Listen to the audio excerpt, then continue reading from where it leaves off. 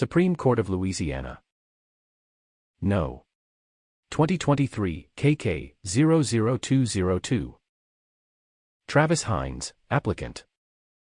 Versus State of Louisiana, respondent.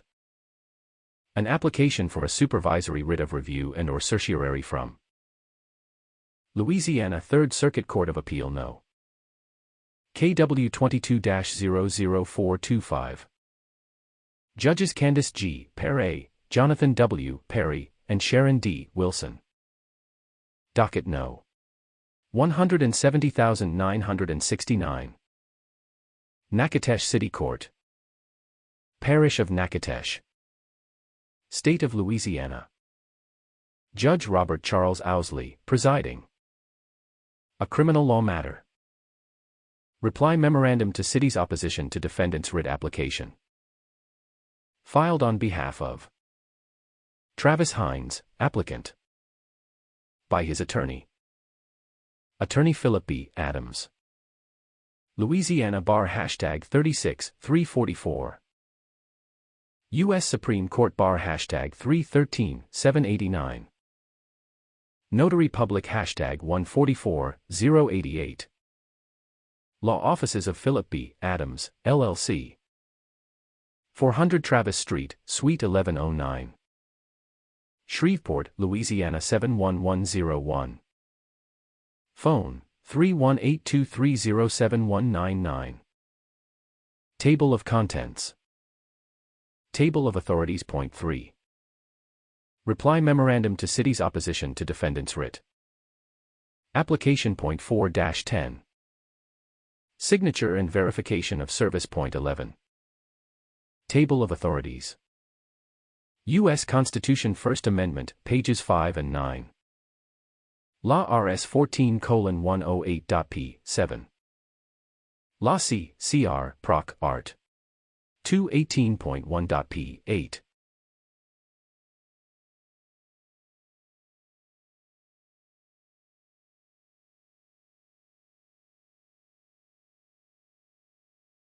Louisiana Constitution pages 7 and 9. White v. Morris, 345 So.2d 461, Law. 1977.p. 8.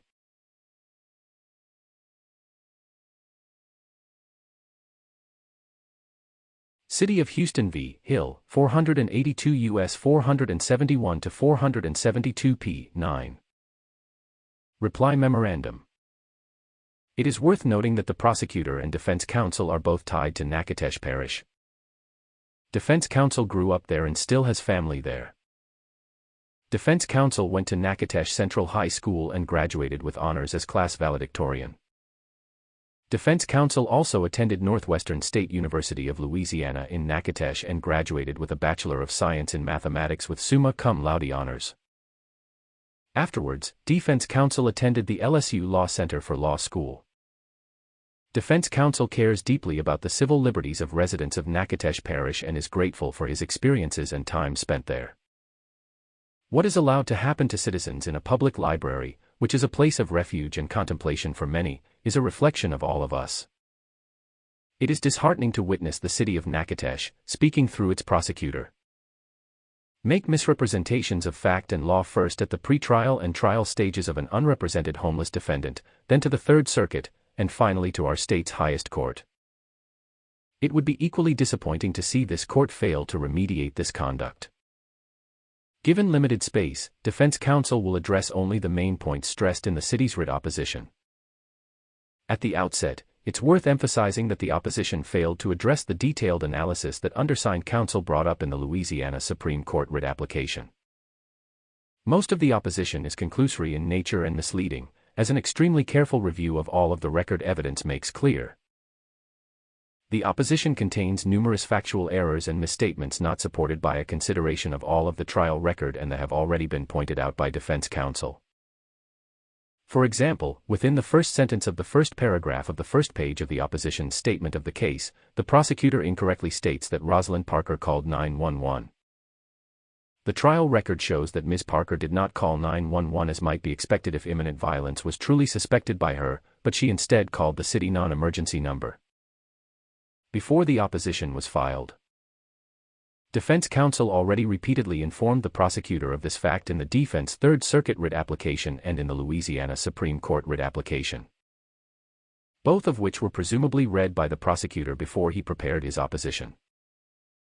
To avoid any doubt on this issue, Librarian Parker answered forced pro se defendant Hines during cross-examination, "No, I didn't call 911.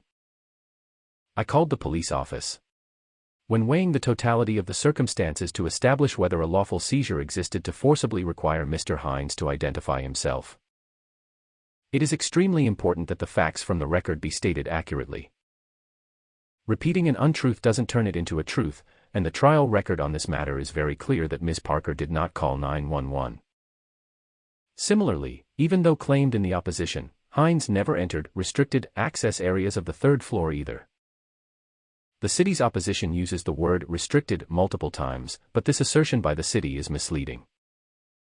Testimony arose at trial that Travis tried to go to the third floor, but this testimony is unequivocally contradicted by the city's own witness. Librarian Jimenez stated in his video interview that was admitted into evidence that Travis never went to the third floor.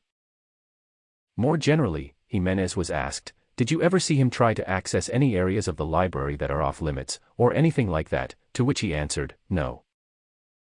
No. He mostly stayed on the second floor." Contradicting Librarian Jimenez, Librarian Parker said that Travis went up to the third floor, realized the door was locked, and came back down. And no one testified that Travis Hines actually entered any rooms on the third floor. While Parker, in contrast to Jimenez, testified that the third floor was restricted. She never said that there was a sign or warning notifying patrons or new people to the library that the third floor was off limits.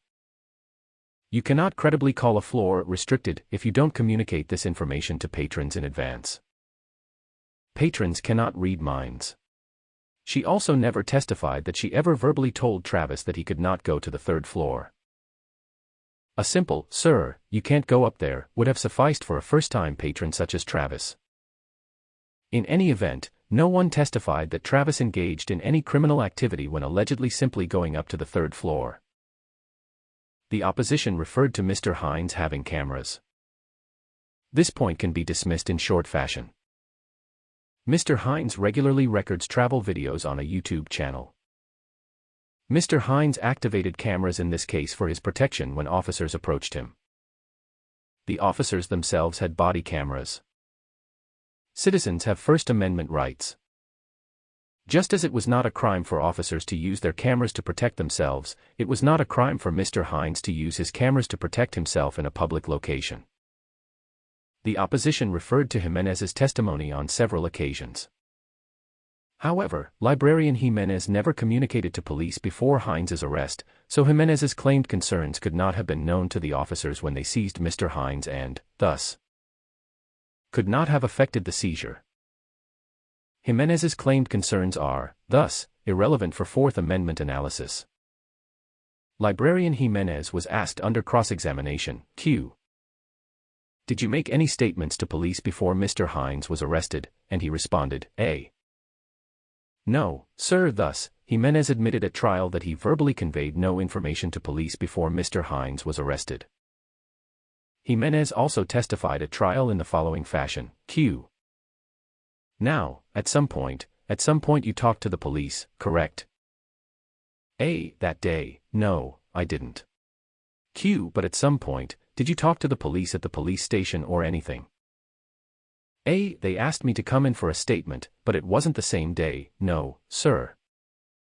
Librarian Jimenez did state in his video interview around 13:00 minutes that, I'm like in my head like I was making a scenario.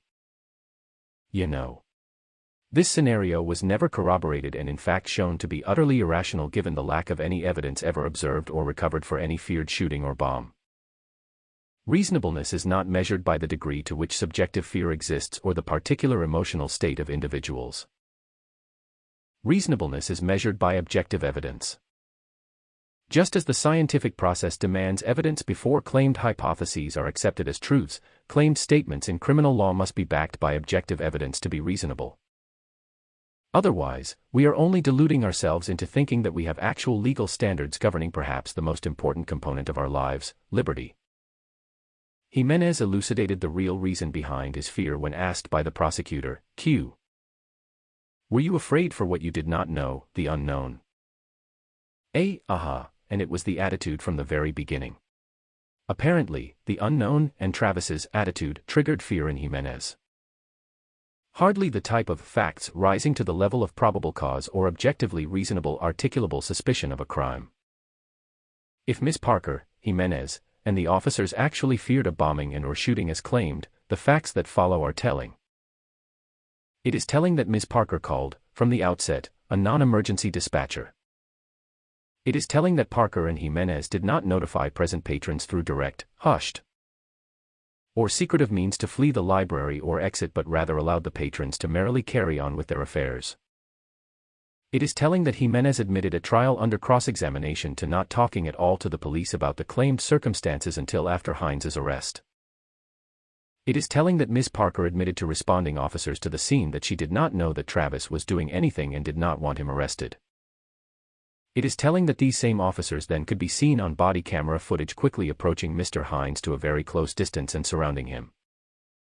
It is telling that none of the officers drew their firearms when approaching someone they claim was a possible shooter-bomber. It is telling that none of the officers moved stealthily towards Mr. Hines but rather walked right up to him. It is telling that Officer Davis did not relay any fear to the other officers. For example, he didn't use the radio to convey to Officer Miller to be cautious. It is telling that the officers did not call a bomb squad or SWAT team or take any other evasive action. It is telling that when officers arrived at close range of Mr. Hines, 3 sets of officer eyes could conspicuously see nothing but innocuous computer accessories, as the body camera footage shows. These officers saw nothing dangerous because there was nothing dangerous.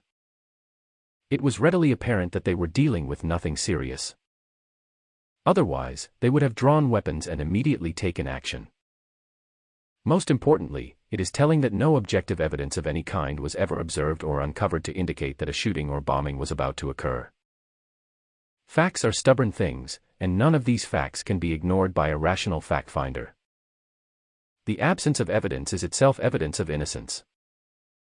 It is perfectly okay for librarians to be concerned about library patrons, but that concern must be reasonable, and it must not be irreconcilable with the facts.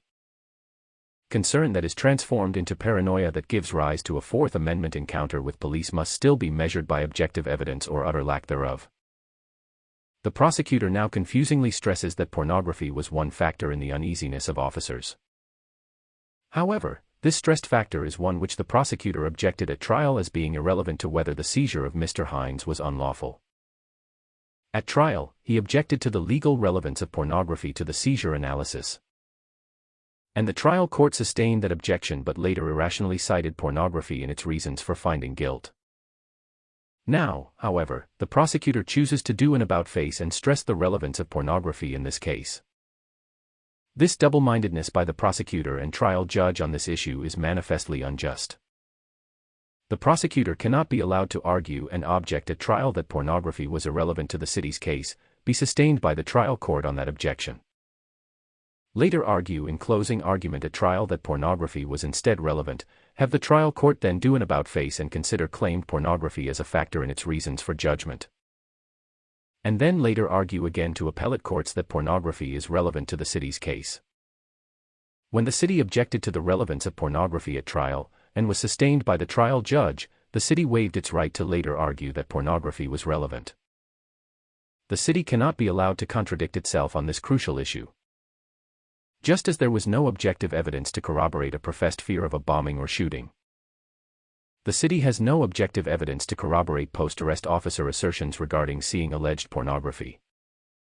No pornography can be seen on any body camera footage, and these vocal officers did not mention pornography once to Mr. Hines in their body camera footage. First, the concern of officers was over a claimed shooting or bombing before the arrest, and then the concern of officers morphed only after the arrest into concern over claimed pornography. This approach seems to be one of throwing mud at a wall and hoping something will stick. The problem is that there is no wall there to which mud can attach. There is no corroborating objective evidence of a claimed shooting or bomb nor any corroborating objective evidence of claimed pornography. The city's officers could not, and did not, articulate what specific criminal activity was about to be committed or was being committed when asked by Mr. Hines. When parsing the law RS 14:108 statute, one sees a required element of when the offender knows or has reason to know that the person arresting, detaining, seizing property, or serving process is acting in his official capacity. Additionally, it bears emphasizing that the Louisiana Constitution plus the relevant implementing statute of law C.Cr. Proc. Art. 218.1 both require that a seized individual be fully informed as to why he is being seized. Travis was never fully informed that he was being seized.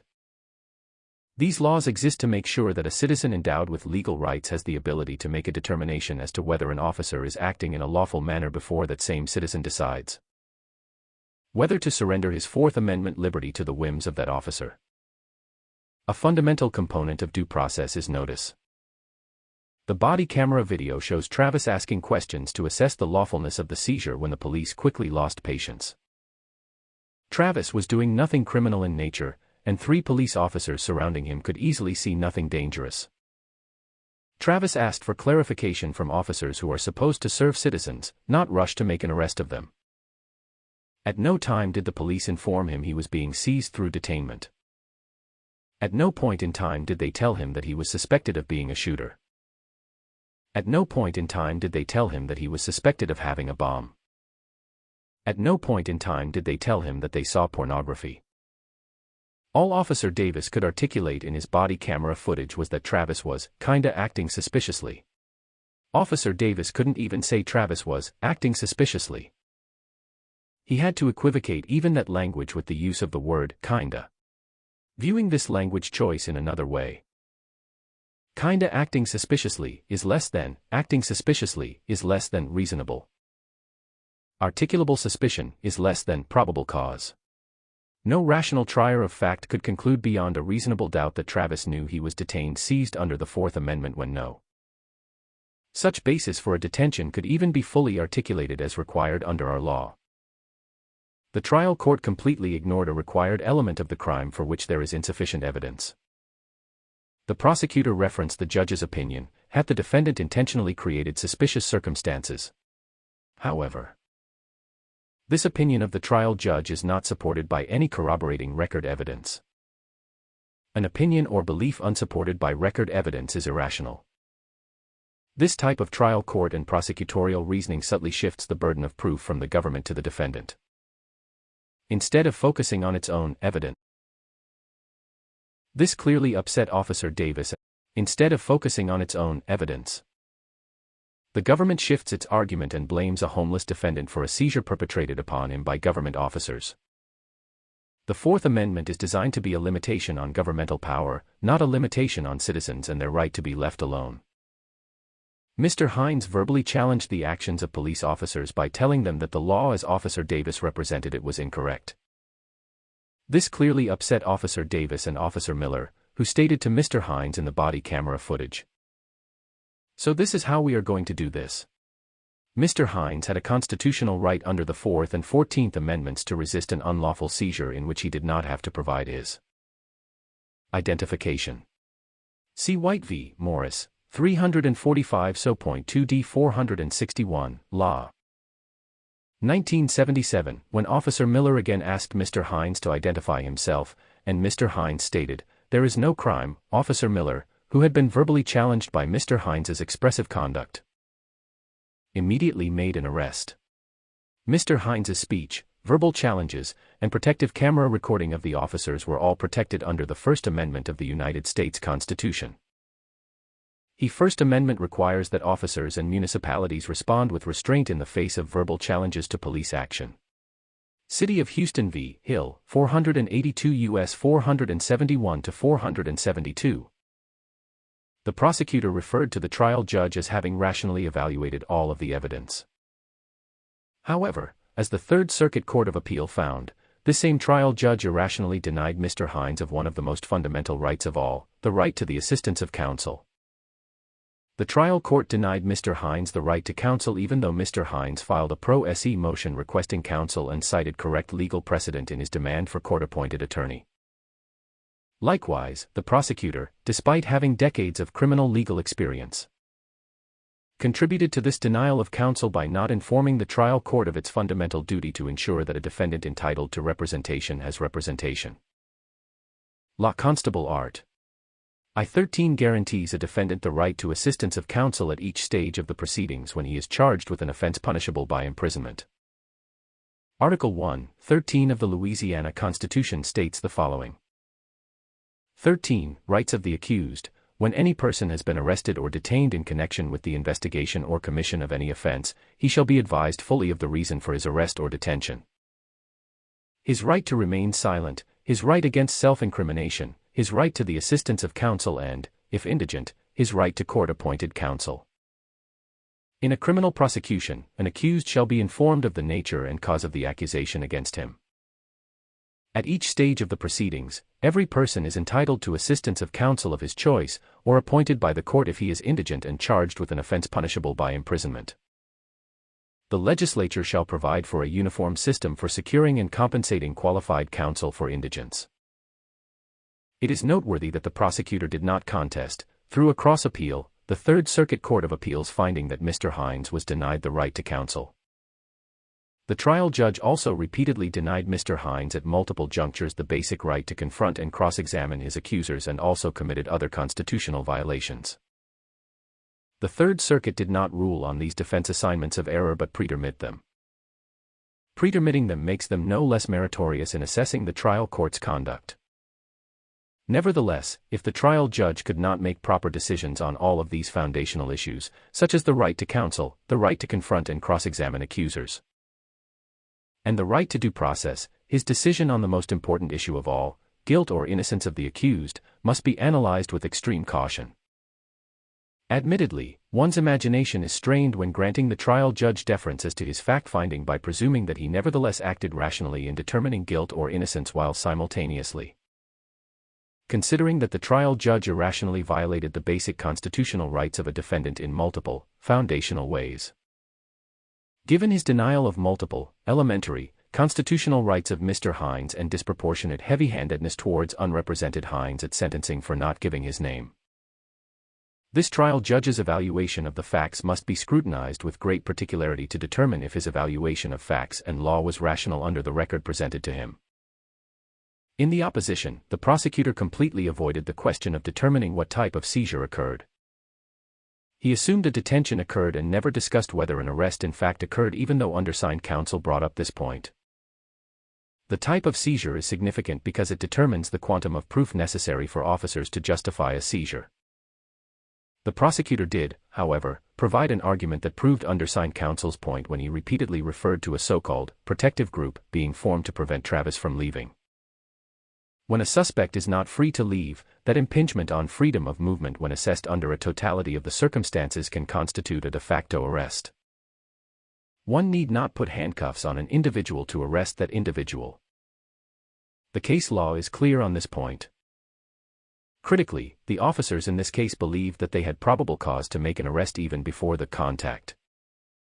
Librarian Parker's recorded interview and trial testimony show that she stated that officers asked her from the beginning if she wanted them to arrest Travis even before officers had even talked to Travis or seen him. This shocking officer conduct indicated their collective intent to arrest at the time of contact. Otherwise, why ask Librarian Parker before even talking to Hines? Only one librarian called and verbally communicated her fear to the police before the arrest, Rosalind Parker. And this same librarian admitted in her recorded interview that she did not know what was going on, admitted that she did not know that he was doing anything, and admitted that she did not want him arrested. When the only person who initiated the arrival of officers to the library was unsure if Mr. Hines was doing anything wrong. This doubt by her surely contributes to reasonable doubt regarding the lawfulness of any seizure of Mr. Hines, especially by officers who talked only to her before the arrest and were ready to make an arrest before even having talked to Mr. Hines. Librarian Parker's own words support Mr. Hines's position that he was unlawfully seized. No rational fact finder evaluating all of the evidence to determine if the necessary element of a lawful seizure existed could ignore librarian Parker's statements that she didn't know what was going on, that she didn't know that he was doing anything, and that she didn't want him arrested. She didn't know that he was doing anything wrong because he was not doing anything wrong. He had not committed, was not committing, and was not about to commit any crime at the time of his seizure. No amount of exaggeration or ignorance of key details by the city will detract from the reality of what happened in this case. A homeless, honorably discharged veteran was unlawfully seized under the Fourth Amendment. The true measure of any society can be found in how it treats its most vulnerable members. An acquittal is the only just outcome under these egregious circumstances. Citizens, even homeless citizens, who visit the Natchitoches Parish Library deserve to know that they can walk into a library, utilize its services, and not be subject to an unlawful Fourth Amendment seizure. Indeed, the right to be let alone is the beginning of all freedom. Reply Memorandum respectfully submitted on 03/02/2023. Law Offices of Philip B. Adams, LLC. Louisiana Bar Roll #36-344. U.S. Supreme Court Bar #313-789. 400 Travis Street, Suite 1109. Shreveport, Louisiana 71101. Phone, 318-230-7199. V. Verification of service. State of Louisiana. Parish of Caddo. Attorney Philip B. Adams swears and states that all the allegations contained in the attached reply memorandum to the city's opposition are true and correct to the best of his knowledge and belief. That he is the attorney for Travis Hines in the above reply memorandum, and they have prepared and read said reply memorandum. Copies of this e-filed reply memorandum have been emailed to the Honorable Robert C. Owsley, Natchitoches City Court, 314 Amulet Street, Natchitoches, Louisiana 71457. Phone, 318-352-6666. City Court Email. Email to Cloyd Benjamin, Natchitoches Parish District Attorney's Office, 200 Church Street, number 207, Natchitoches, Louisiana 71457. Phone, 318-357-2214. Email. Mailed to the Third Circuit Court of Appeal, 1000 Main Street, Lake Charles, Louisiana 70615. Phone, 318-433-9403. And email to Travis Hines at eauclair101@gmail.com, with Mr. Hines being an itinerant homeless client who lives in his mobile car. Signed in Shreveport, Louisiana, on March 2, 2023. Attorney Philip B. Adams. Louisiana Bar number 36300.